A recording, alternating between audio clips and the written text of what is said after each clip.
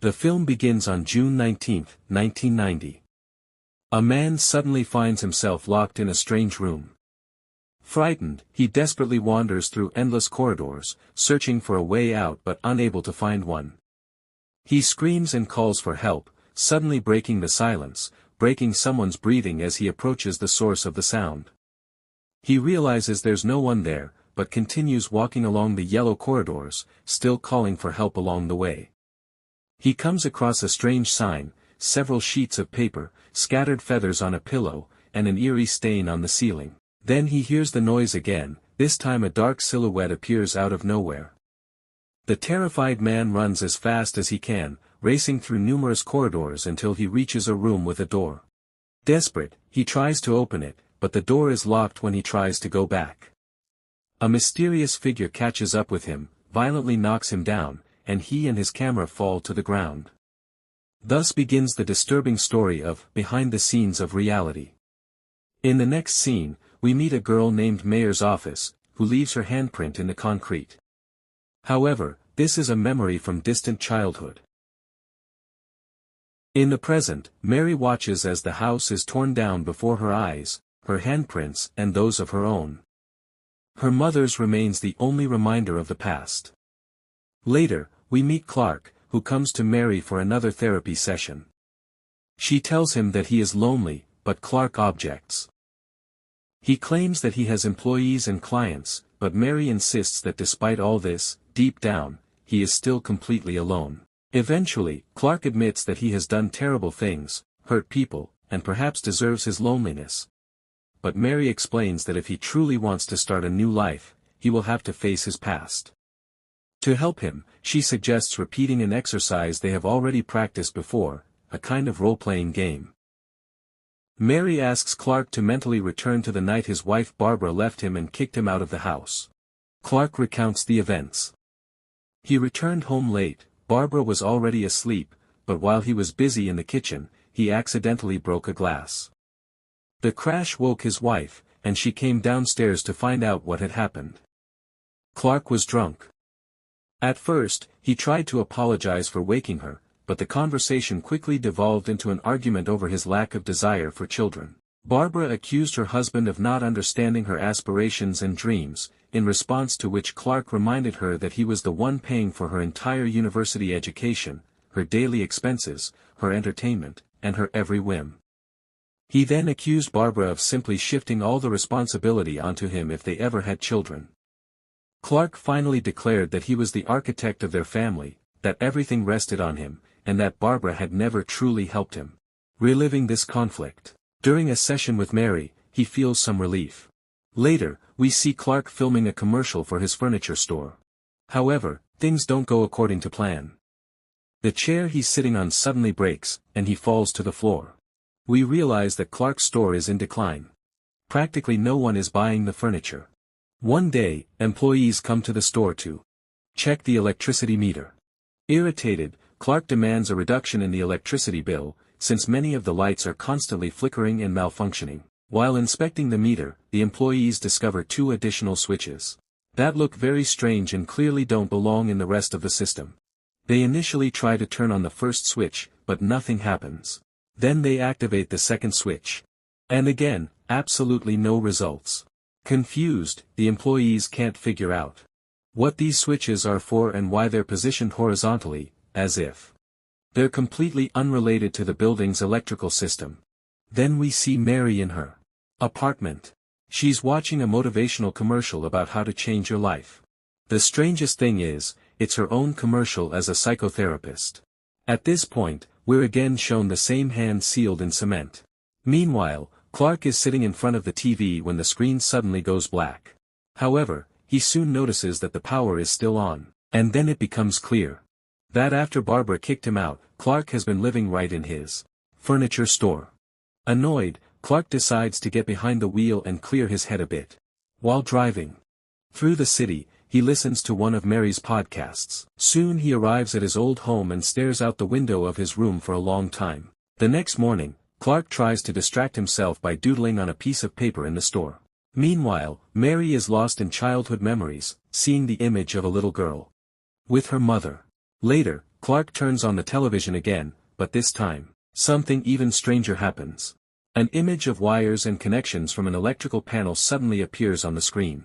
A few seconds later, the television turns off, and somewhere in the far corner of the store, a light comes on. Clark rushes to the panel and begins turning off the circuit breakers one by one, until the entire building is plunged into darkness. At that moment, he notices a thin, glowing line, resembling a crack, appear on one of the walls. Clark slowly approaches and leans against the wall. The moment his fingers touch the surface, an unknown force suddenly pulls him to the other side of the wall. This is how Clark finds himself backstage. Once inside, he finds himself surrounded by a huge amount of furniture. Then, Clark passes through the wall again and returns to the real world. However, curiosity prevails over fear, and he decides to cross the border between worlds once more. Backstage, Clark walks through endless corridors until he comes across several empty rooms. Finally, he notices a sign that says, "Stop," but next to it, he sees a half-open door leading to another room. Entering inside, Clark discovers a dead bird lying on the floor in a pool of blood.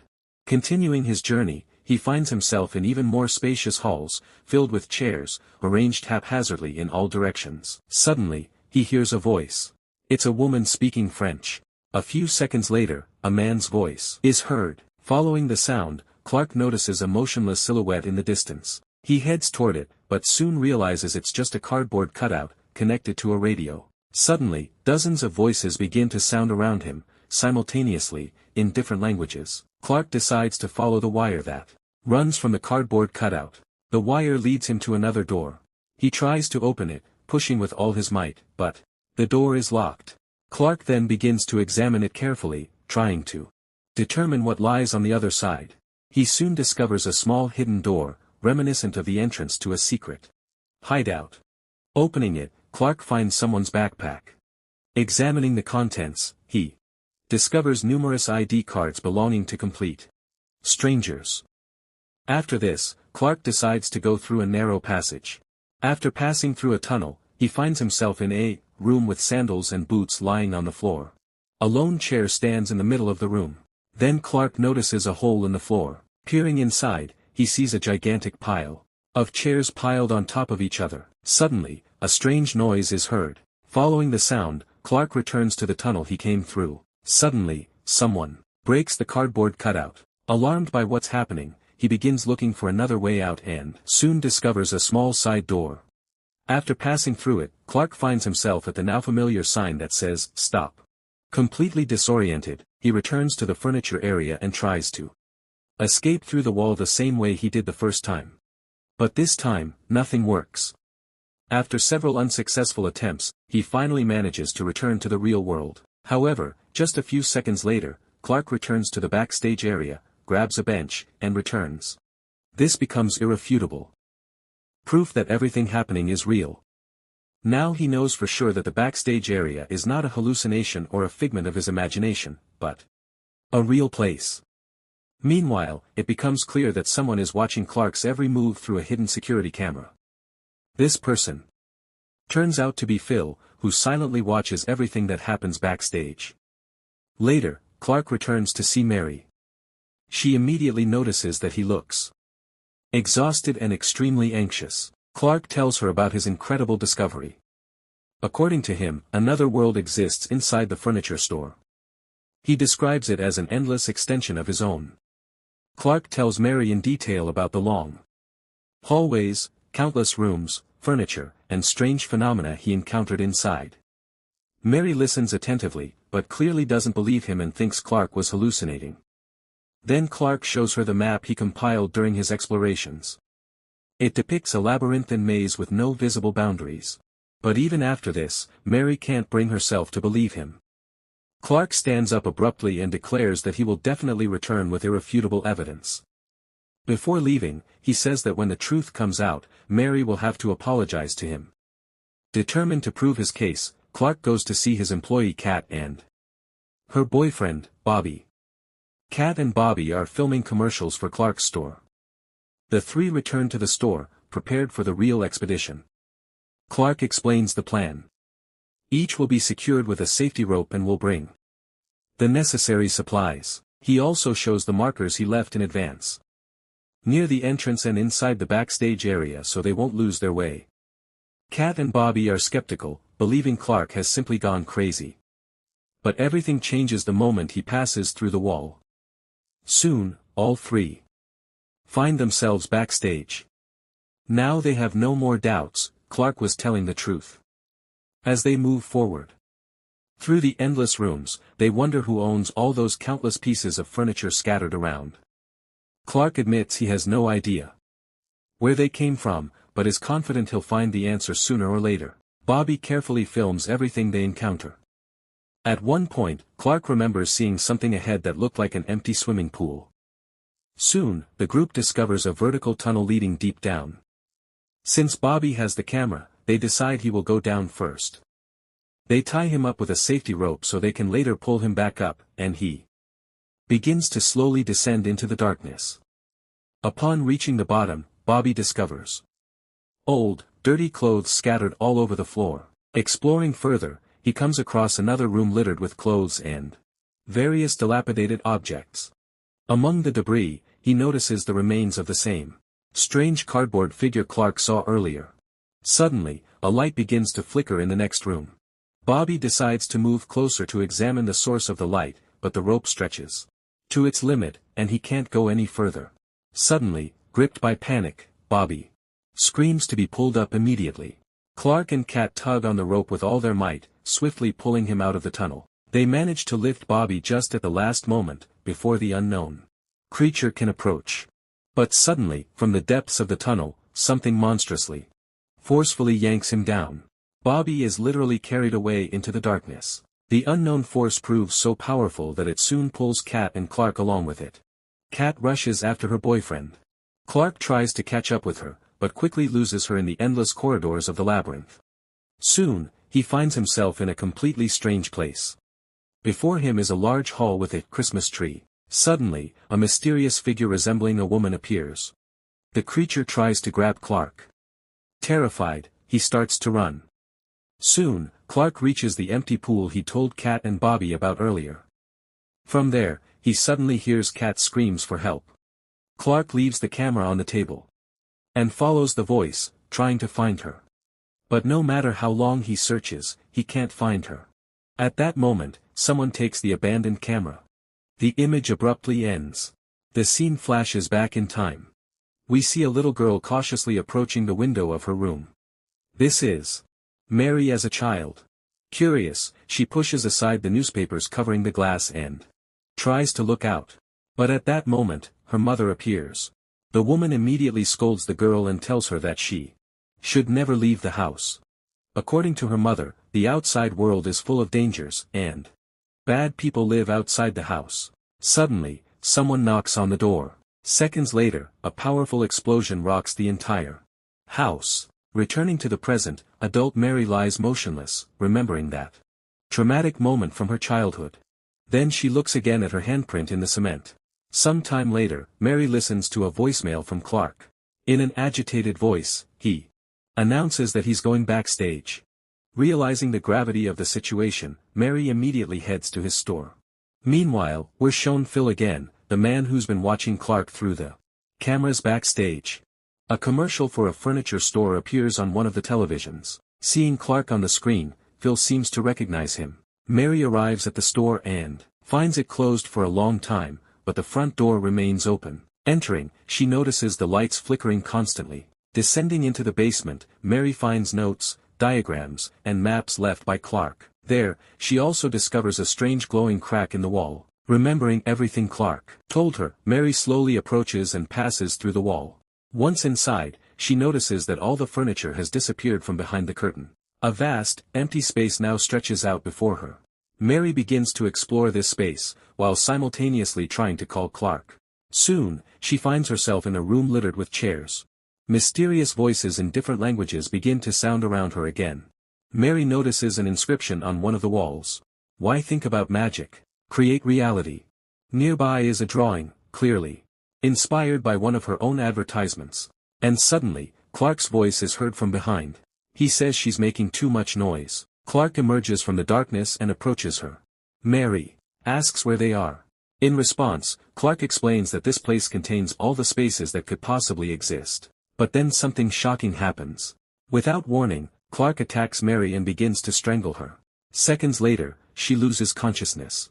After this, we are shown another fragment from Mary's past. After the tragic events of her childhood, Mary's mother was placed in a mental hospital, leaving her daughter completely alone. This feeling of loneliness deeply wounded the girl and forever marked her life. Then the action shifts back to the present, backstage. Mary comes to and sees Clark sitting next to her. He speaks with an unsurprisingly calm voice. Clark explains that his whole life he has searched for answers and solutions, trying to understand the meaning of everything that happened to him. But every time, he says, he invariably returns to the same emptiness within himself. As he speaks, he carefully arranges the plates on the table, as if preparing for a normal dinner. However, the atmosphere around him seems truly eerie.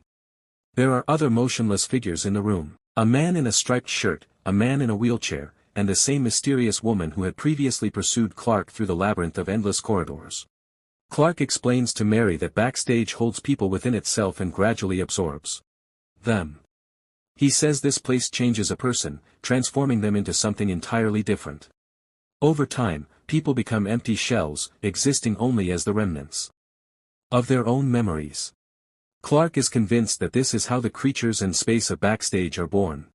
They emerge from shattered memories, forgotten lives, and people trapped between different layers of reality. To prove his point, he takes a knife and stabs one of the motionless figures. But nothing happens, no reaction. Clark explains to Mary that these creatures no longer feel anything. They don't experience pain, emotion, or even a sense of self. Then, maintaining an eerily calm, he cuts open the stomach of one of the figures and extracts a strange material, resembling cotton wool or cotton. He carefully arranges this material on plates and declares it can be eaten. After this, Clark shows Mary something even more terrifying. In the refrigerator lies Cat's head. Shocked by what she saw, Mary tells Clark she wants to help him, but first he must free her. However, Clark immediately realizes that she really just wants to escape and rejects her request. In despair, Mary begins to apologize for not believing him earlier. But Clark has already completely immersed himself in his own world of illusions. Then Mary decides to use one of the role-playing exercises they had previously practiced during therapy sessions. Clark turns off the lights in the room. Then he cuts off the strange woman's hair and places it on Mary, forcing her to play the role of his ex-wife, Barbara. Then a peculiar performance begins. Disguising his voice, Clark impersonates a disappointed husband. He begins to reproach Barbara for breaking the glass and for waking him up. He says he knows how much she likes to go to bed early, while he himself had to work late at the store. With each passing minute, his speech becomes increasingly tense, and the remnants of calm gradually disappear. Irritation, resentment, and anger creep into his voice. Clark again accuses her of being the one paying for absolutely everything. Then he declares that if they're going to start a family, she should work too and help him financially. But suddenly, Mary decides to tell Clark the truth. She admits that Barbara left him because he was his own fault. The real reason was Clark's inability to take responsibility for his actions. Mary says that this has always been his main problem. These words deeply hurt Clark. For a moment, it seems he's truly beginning to understand them. After a long pause, Clark admits he's aware of his own shortcomings. He says he's tried to change many times, but he couldn't figure out how. Mary calmly replies that she's been searching for a way to help him for a long time. She, too, tried to find a solution, but failed. She then suggests that perhaps he still has a chance to understand everything and figure himself out. However, to do so, he must first let her go. Clark remains silent. A few tense seconds pass. Then he slowly approaches Mary and begins to untie the ropes with which she was bound. However, it is at this moment that something unexpected happens. The strange woman, who had been motionless next to them this entire time, suddenly begins to move. She breaks into a run and begins desperately searching for a way out. Then a creature appears, reminiscent of the monster in the drawing Mary had seen earlier. Clark remains completely calm. He introduces Mary to the creature and explains that she is his therapist and that he will soon be leaving this place. But the creature doesn't react to his words. The next moment, it grabs Clark and lifts him off the ground. Then, the monster furiously sinks its teeth into him. While the monster devours him, Mary manages to take advantage of the ensuing chaos to escape.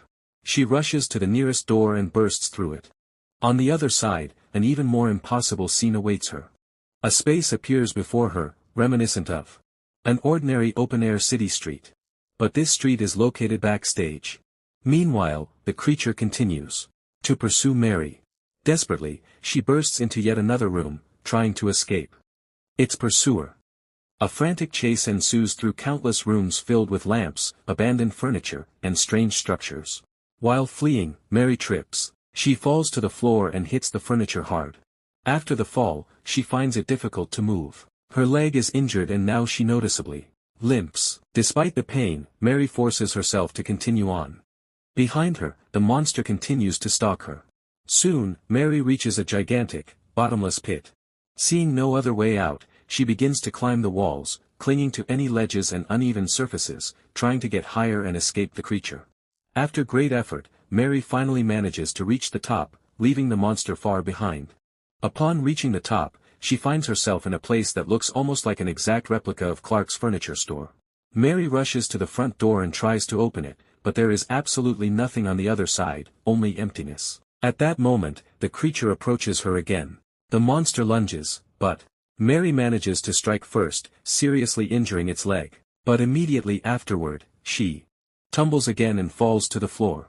Suddenly, a thick gas begins escaping from the fire extinguishers, gradually weakening her. As the monster approaches, Mary remembers the stone she's been carrying in her pocket all this time, a memento of her past. Mustering her last strength, she delivers a powerful blow to the monster. Then, overcoming pain and fatigue, Mary immediately breaks into a run. She races down an endless corridor without looking back, and finally, it begins to seem as if the true exit lies ahead. However, at that very moment, people in special protective suits spray gas and quickly immobilize Mary. As she loses consciousness, one of the employees remarks with surprise that he doesn't understand how she managed to escape from this place alive. Mary is taken to a secret facility, where she undergoes X-rays and numerous medical examinations. The next scene shows her being led through the long corridors of the complex. Along the way, Mary notices that the organization's employees have also brought the body of that very creature. Phil soon appears before her. He introduces himself and immediately asks a question. How did you manage to get backstage? Mary explains that she went through a hidden wall in the basement of a furniture store. Then she asks if he knew Clark.